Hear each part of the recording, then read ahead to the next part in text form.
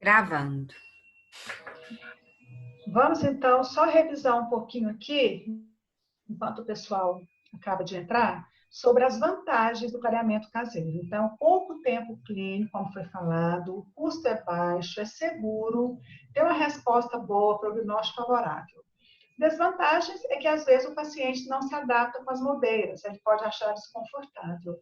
Acha que o tempo é longo, 4 semanas, que geralmente é o tempo que dura, e pode ocasionar também irritação gengival, tá? Que quando coloca excesso do material clareador. Pode seguir. Só um pouquinho. Tem hora que um botãozinho aqui não quer funcionar de jeito nenhum. Pronto.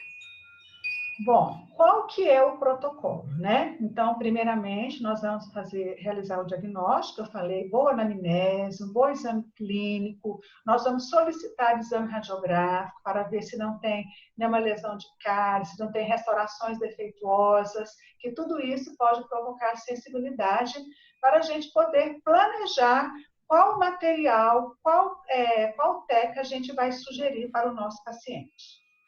Nós vamos fazer a orientação das limitações, tá? E o paciente vai assinar o consentimento formal, tá, pessoal? É um documento que a gente sempre solicita. Vamos realizar uma profilaxia coronária para a gente fazer o registro da cor e também vamos fazer o registro fotográfico com os dentes hidratados. Então, o que eu faço? Eu seleciono a cor junto com o paciente e eu ponho aquele abridor de boca de fotografia e tiro a fotografia.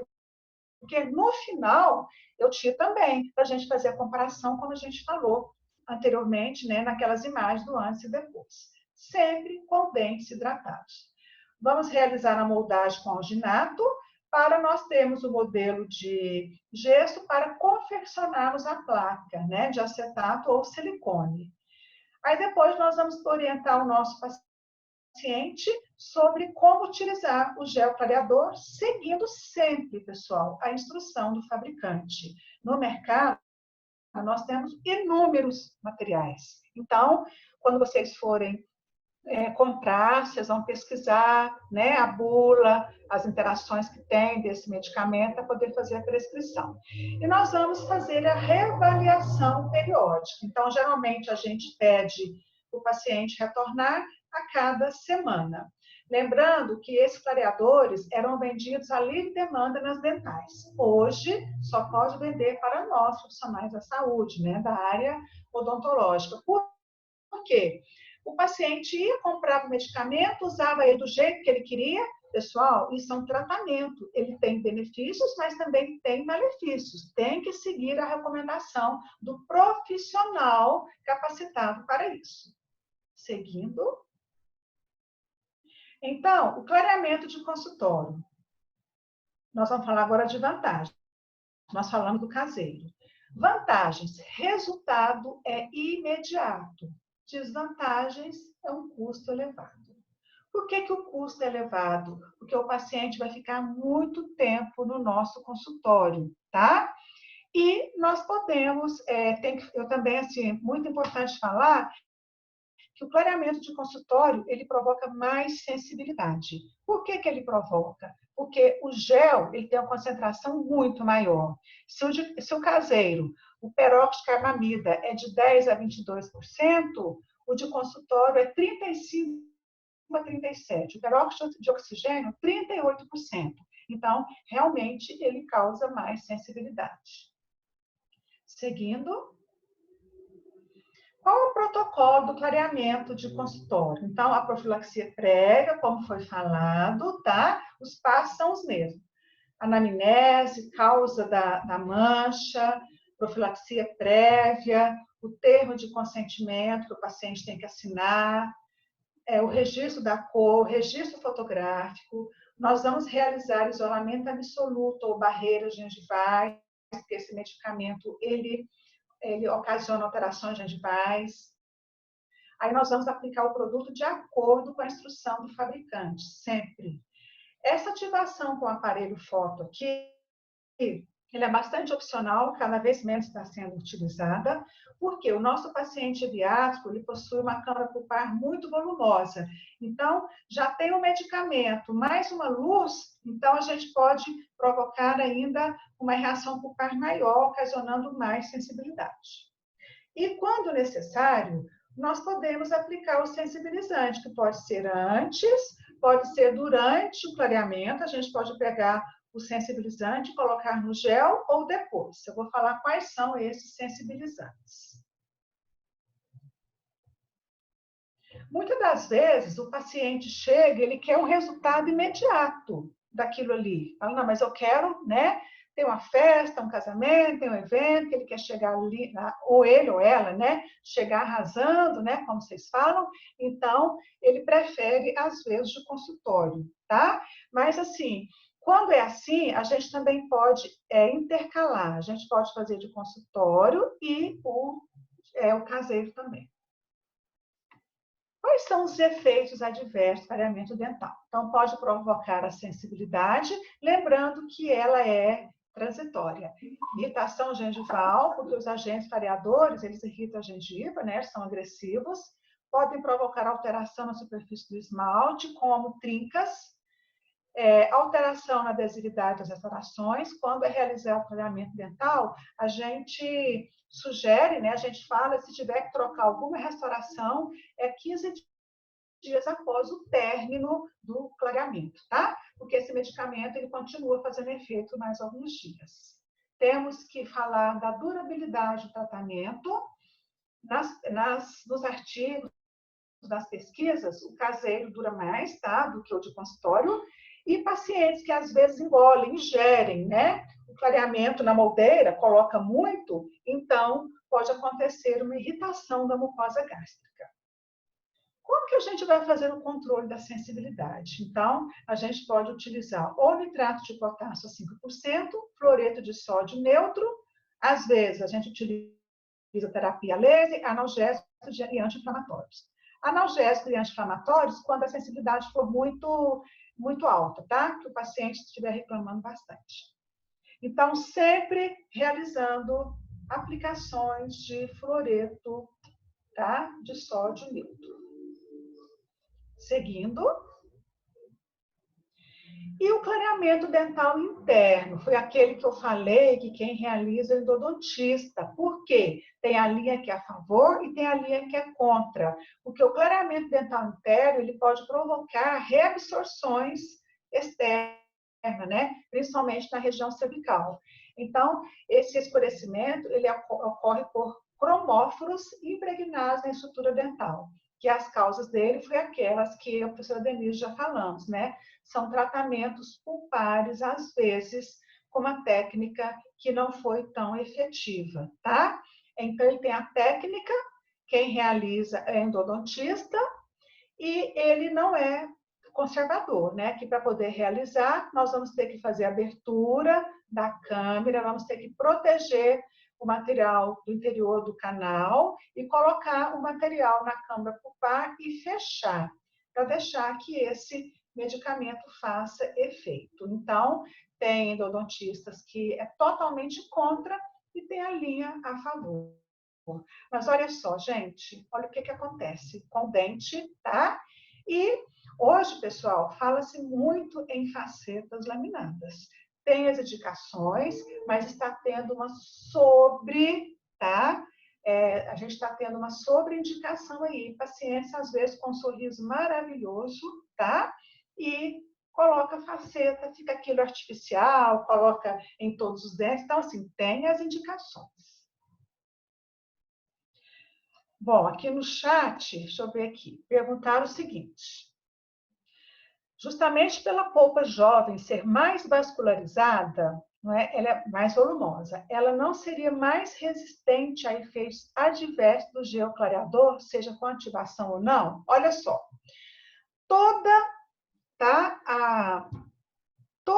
o tecido pulpar, né, recebe o quê, gente? Ela vai ter uma reação, tá?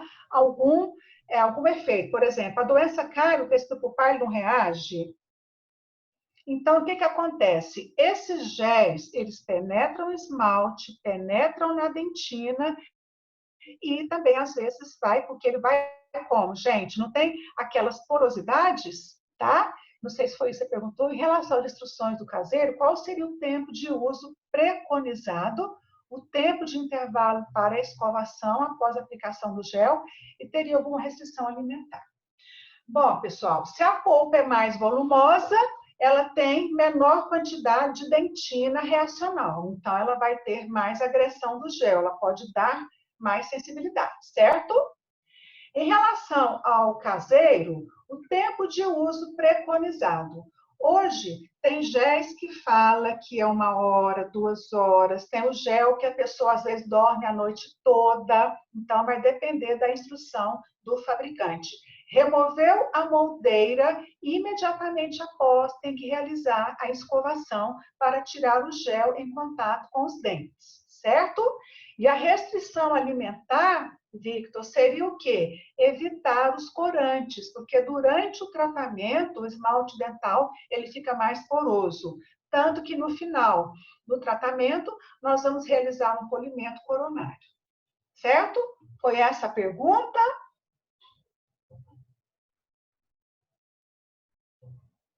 Victor, tudo certo? Esclareceu, Victor? Aí você queria saber? Ok. Agora, pessoal, no caso, o gel, né? Esses géis com perborato, eles provocam quase que nenhuma sensibilidade. Eu, particularmente, eu utilizo no clareamento caseiro o Power Bit a 16%. Eu não tenho relatos, tá? De sensibilidade. Às vezes, um paciente ou outro reclama de uma ligeira sensibilidade, às vezes a gente interrompe um dia e já volta ao normal. E durante o clareamento também, eu prescrevo o uso de cremes dentais com nitrato de potássio. No caso, é o Sensitive Pro Alívio que eu prescrevo. Porque reduz o nitrato de potássio, como já foi falado, ele é contra a sensibilidade, tá? Professora Denise, quer complementar alguma coisa em relação aos clareamentos? Eu Tem destravar meu paciente, som, mas não, tá tudo, a gente faz bem parecido, né? e outra coisa, só que tem pacientes que eles não têm paciência de ficar indo 1 vez por semana para fazer acompanhamento, tá? Então, eles querem o de consultório. Mas aí a gente explica, é muito legal também, porque o resultado é imediato, só que a sessão é mais longa, tá? Mas, assim, a satisfação é muito grande em ambos os casos. Eu tá? Como o paciente é biátrico, eu indico mais o caseiro, porque eu acho que a durabilidade é maior, ele tem um custo menor, lembrando que sempre realizar o registro fotográfico do antes e depois, porque quando está claro, ele fala assim, nossa, não clareou nada, porque ele já acostumou com aquela cor. Então, nós vamos realizar o antes e o depois. E às vezes Alguma chega o dúvida? paciente também que iniciou o caseiro, tem sucesso e já chega falando: olha, eu não quero usar essas moldeiras, não tenho paciência, eu quero fazer aquele outro que faz tudo aqui no consultório, não é, Diana? Sim, aí a gente faz também. E a Faz. gente intercala muito, né, Dê? A gente Uhum. intercala muito. A gente dá aquele up de uma sessão de consultório e ele continua depois com o caseiro, com a moldeira, acompanhando semanalmente. Victor, você perguntou sobre a restrição alimentar, né? É assim, eu não proíbo, tá? Dos corantes. A gente não proíbe, porque adolescente, você sabe, eles não cumprem muito o que a gente fala. A gente pede para restringir e sempre que, durante o clareamento, ele for consumir o alimento com corantes, ele realizar uma higiene, uma escovação imediatamente após. Alguma dúvida? Deu para pegar alguma coisa?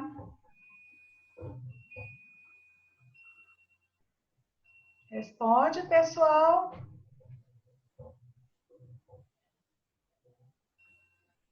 Se Gente, alguém cadê já teve você? experiência, né, Diana, com o clareamento, se já realizou, se já teve sensibilidade. Importante vocês fazerem essa troca com a gente. Se quem fez gostou, fez o caseiro ou fez o do consultório, quem quer relatar aí a experiência?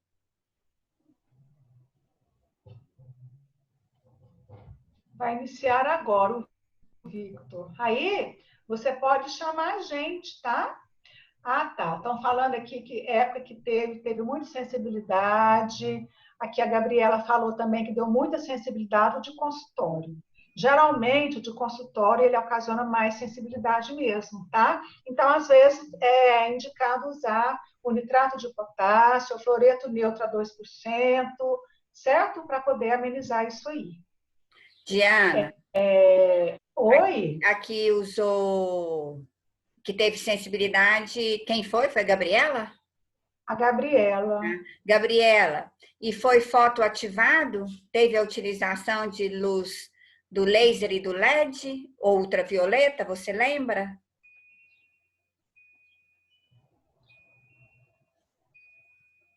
Tá falando aqui a Gabi que doeu no dia, mas hoje ela não tem mais sensibilidade e foi sem o foto, né? Sem. Não. Olha, esse foto aí tá tendo uma controvérsia realmente, tá? Porque na filosofia atual está indicando para não ter a fotoativação com a luz, o que é mais uma agressão para o tecido pulpar mesmo, então aumenta a sensibilidade. Agora, o Vitor está falando que ele vai fazer com o peróxido de carbamida 16%. Excelente, tá, Vitor? Tomara que você ganhe aqui a bisnaguinha do sorteio que você vai realizar. Tem uma aluna que está falando que vai ter que fazer o interno devido à atresia pulpar. Aí, Raniele, fazer uma boa obliteração na entrada dos condutos radiculares com cimento, tá? No caso, assim, eu não sei qual cimento os endodontistas utilizam hoje, tem que estar perguntando, fazer um bom vedamento para que esse oxigênio ele não vá, né, até na região cervical, tá? É onde eles falam que tem o maior reabsorção, certo? Está falando aqui que a fotoativação só acelera o procedimento, não interfere na qualidade. Olha, já tem pesquisas que falam que independe, tá? Ativando ou não, o resultado vai ser ótimo. Se o paciente responder a mesma, a eficácia vai ser a mesma, certo? Alguma dúvida a mais? Professora, esse clareamento interno ele é difícil de execução, né? Então, se você olhar a imagem